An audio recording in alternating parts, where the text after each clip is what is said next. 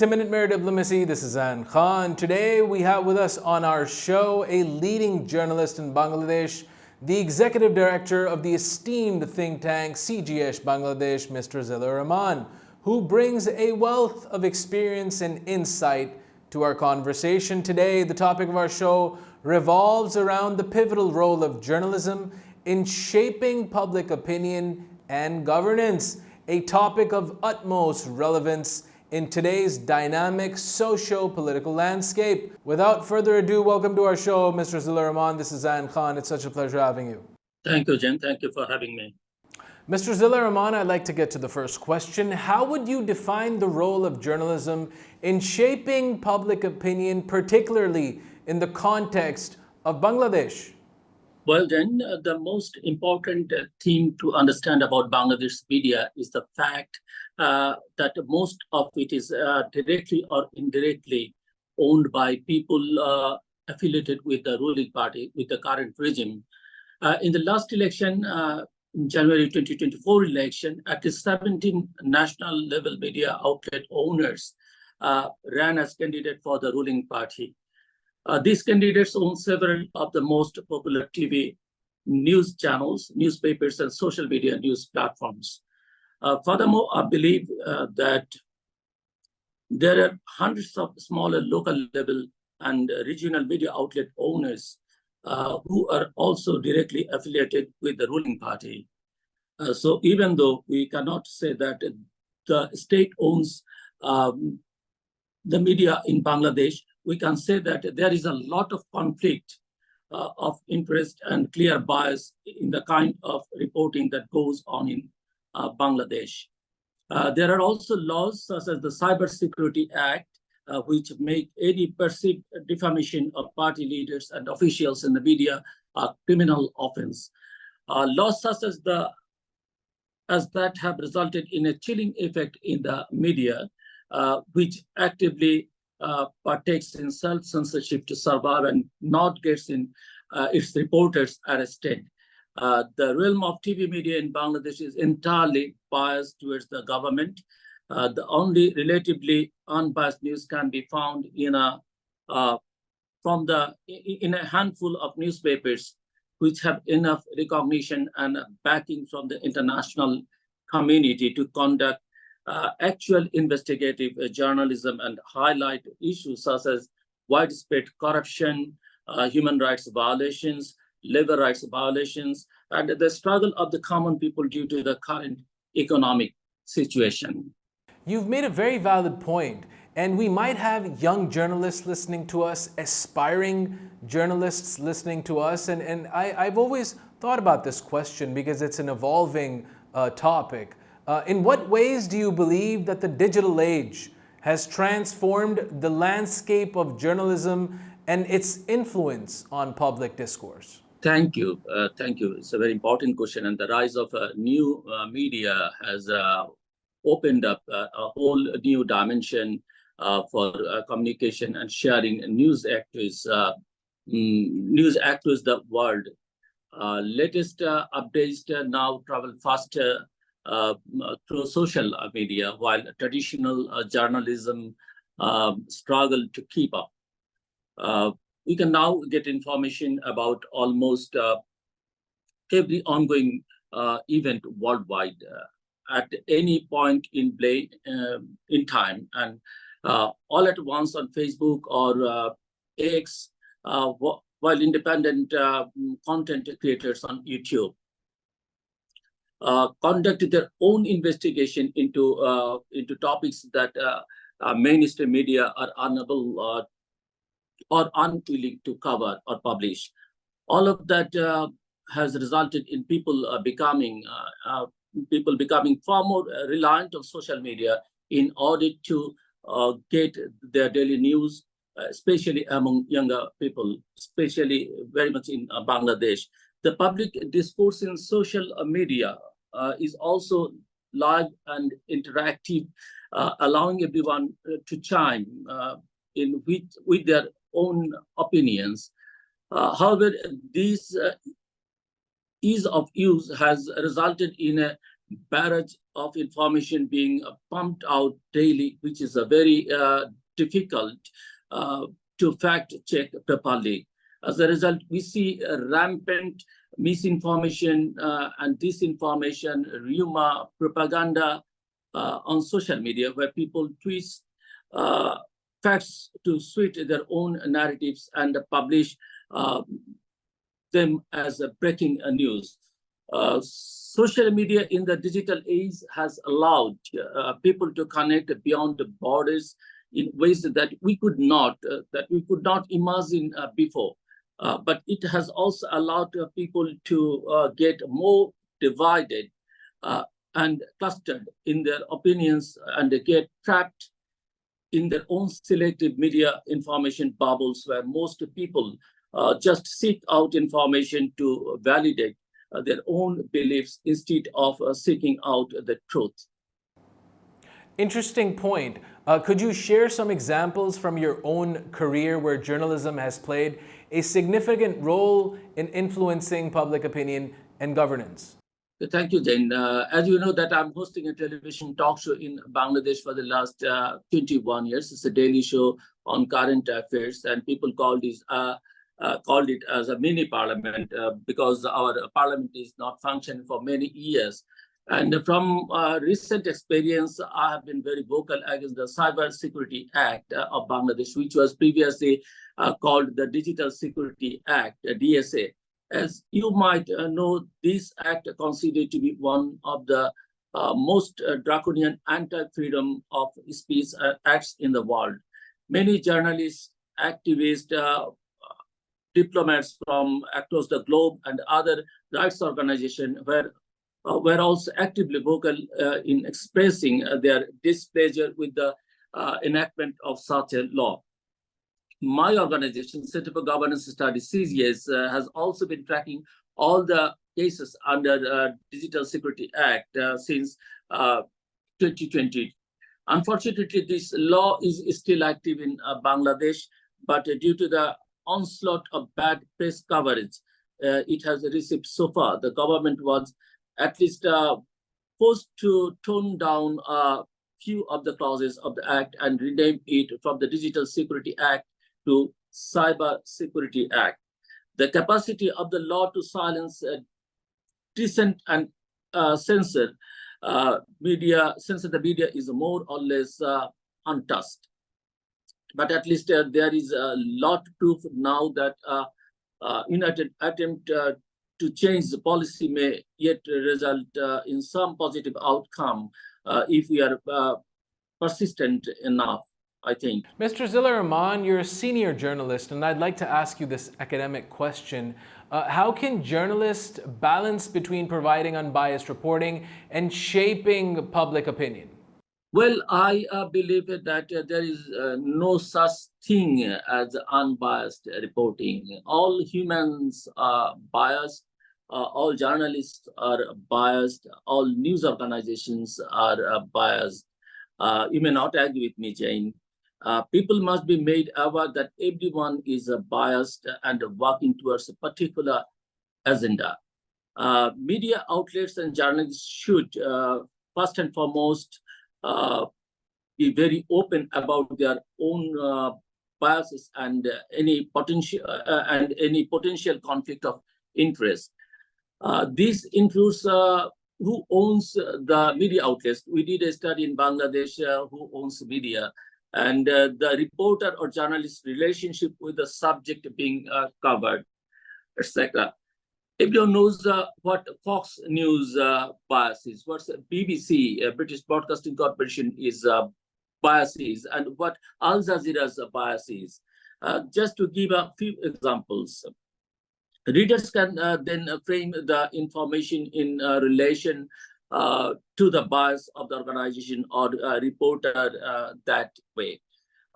They can read something from another organization or reporter who is biased in the opposite direction. And by comparing multiple news coverage from multiple angles, one can get a more complete picture of reality. But this is not. But this is not possible to do if the journalist is not transparent about their own bias and conflict of interest. Secondly, information has to be fact-checked appropriately, and the sources should be disclosed wherever possible. Misinformation and disinformation being published on the front page will definitely cause any organization to lose credibility. Facts and figures must always be properly cited and presented in the proper context without any important omissions. Whenever possible, I think the coverage has to be balanced by accommodating multiple perspectives. Whenever there is a conflict of narratives, journalists have to cover the perspectives from all sides truthfully. I want to get to a very important question and a very relevant question in today's day and age, in today's online age, with the proliferation of social media platforms, with the penetration of social media platforms. How can traditional journalism adapt to remain relevant and impactful in shaping public opinion? The only way is to embrace new media. I don't see any other way. All established traditional media outlets are now spending significantly on ramping up their social media presence. All TV channels and newspapers need their own social media presence, preferably over multiple platforms. Content must also be tailored to particular platforms in order to take advantage of the interactive nature of social media. A newspaper might turn its important coverage into YouTube videos, and then it can post a picture story on Facebook with links to the video and the article. This way, many people are being reached on their preferred social media platforms. It is important to understand that social media can also allow people to glean what the current online discussion is like and what topic most people are discussing and searching for journalists. Journalists need to keep a finger on the pulse of online discourse in order to create relevant content that will get a lot of views and traffic. I've always wanted to talk about media ethics. In your views, what ethical considerations should journalists uphold to maintain the integrity of their profession while shaping public opinion? Jain, as I stated before, the most important ethical consideration journalists should uphold is making their readers aware of their bias and conflict of interest. There are now many content creators online who are pumping out content which is clearly propaganda in the name of news coverage. Professional journalists must be aware that they are obligated to uncover the truth, even if it goes against their own beliefs and biases. The current world is very divided, as you know, and nowadays everything feels politicized. It is easy to just pick a side and do everything to promote your side over others. In such a landscape, the journalists with the most integrity are those who present facts and consider all sides and perspectives in their coverage. How do you perceive the relationship between the media and the government in Bangladesh, and how does it impact the role of journalism in Bangladesh? I would say Bangladeshi media is a puppet media, and there is no freedom, there is no independence. In most of the cases, there are some exceptions, but there are very few. Media is very much influenced by the government in Bangladesh. As I stated before, many owners of media houses here are part of the ruling party. The government also gives preferential treatment to all media persons who give them good coverage. And the conflict of interest is entirely naked here. So public trust in media is dwindling. Mr. Zillur Rahman, you hold a very prominent position in one of the leading Bangladeshi think tanks. What role do you see think tanks and research institutions playing in shaping public opinion, and how does it complement to the work of journalists? I believe that think tank and research institutions are now more relevant than ever before in creating headlines and shaping public opinion. It is one thing to assume the truth of a situation from anecdotes. And however, it is far better to know what is truth, through statistical findings. One of the benefits of the digital age is that research institutions have far more data to work with informing insights. It is also much easier to conduct a public perception studies thanks to the internet. This has resulted in a rise in evidence-based journalism or data journalism, where numerical data is used to form analysis instead of relying solely on the opinion of experts. Many research institutions are now dedicated to studying a particular niche and periodically publishing numerical findings to monitor ongoing situations actively. Many of the popular international indexes, such as Transparency International's corruption indexes, such as the World Bank's Ease of Doing Business Index and the Economics Intelligence Unit's Democracy Index, are now important research projects with more or less universal credibility.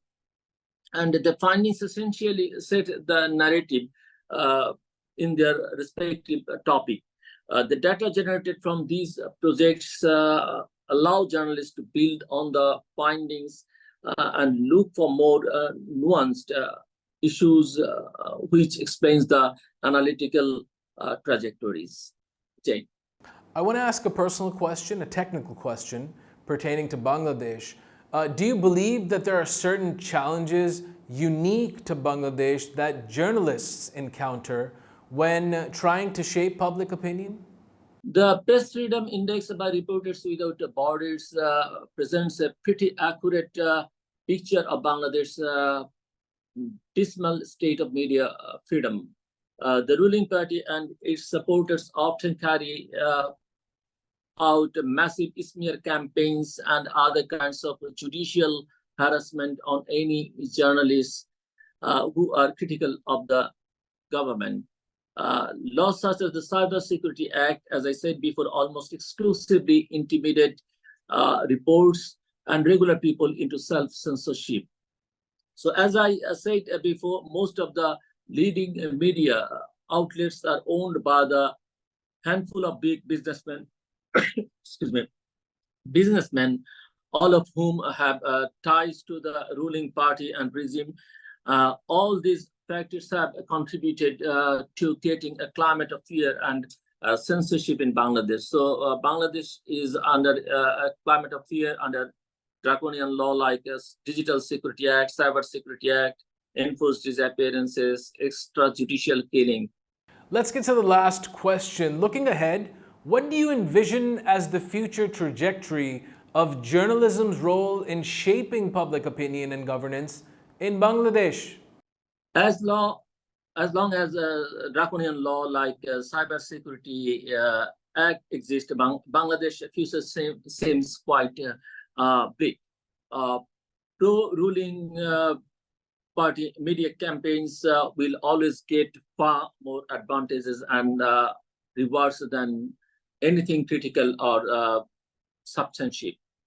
Already many so-called media outlets exist only to sing praises of the ruling party and create hit pieces on opposing voices and dissent voices. Even if there is a change in regimes, there is no guarantee that this kind of oppressive climate will change. This is an ongoing battle that independent civil society in Bangladesh is engaged and the biggest way to ensure the right to expression in Bangladesh is to reformulate the laws which allow the government to shut down and intimidate opposing voices in Bangladesh. Thank you so much, Mr. Zillur Rahman, for being on Minute Mayor Diplomacy. It was a pleasure having you. Thank you, Jen. Thank you. Thanks for having me. And it was a very amazing discussion with you. Thank you so much. This was Mr. Zillur Rahman, a leading journalist in Bangladesh and also the executive director of the think tank CGS Bangladesh. We were discussing the role of journalism in shaping public opinion. Until the next episode of Minute Mayor Diplomacy, keep on watching Minute Mayor Diplomacy. This is Zain Khan. Take care. Goodbye.